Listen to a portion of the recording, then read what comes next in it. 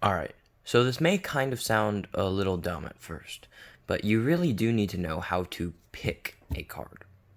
Now, there are many different versions of how to pick a card that I will go through, but the main reason why is because sometimes you need to diversify how you start a trick. Because many of the tricks you could possibly learn involve selecting a single card, and there happens to be a stigma among the Magic community where the pick a card trick is just played out and redundant, and the spectator, you just lose the spectator from the beginning, because as soon as you say, oh, pick a card, then it's like, oh, I know this trick, because like every trick that most beginner magicians would, or tricks that these people have already seen, is a pick a card trick. So it's like, oh yeah, I already know what's gonna happen, so you kind of lose them at first.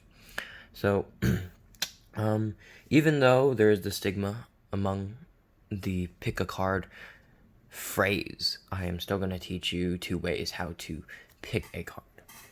Now, here's the classic. You spread in the hands, pick a card, and they do pick a card. Or you can do the just spread, ribbon spread, which we went through, and say, please pick a card.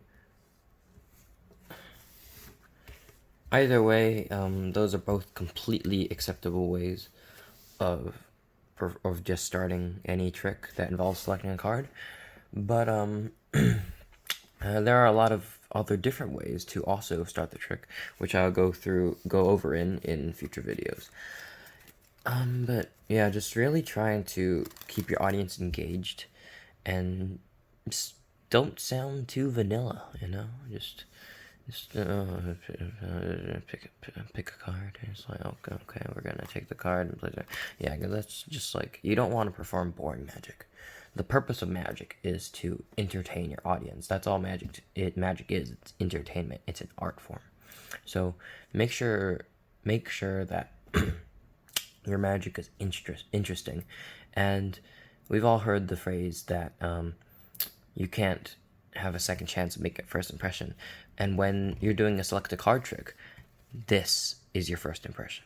Whatever you say, whatever you do, that is your first impression. So you want to make it look the best. So whichever one you want to do, pick a card, touch a card, or tell when to stop. We'll go over those later, but that's completely up to you. Whatever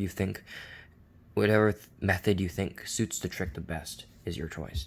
So yeah, just you kind of spread in the hands, please pick a card, or spread and please pick a card. So let's get into the next one.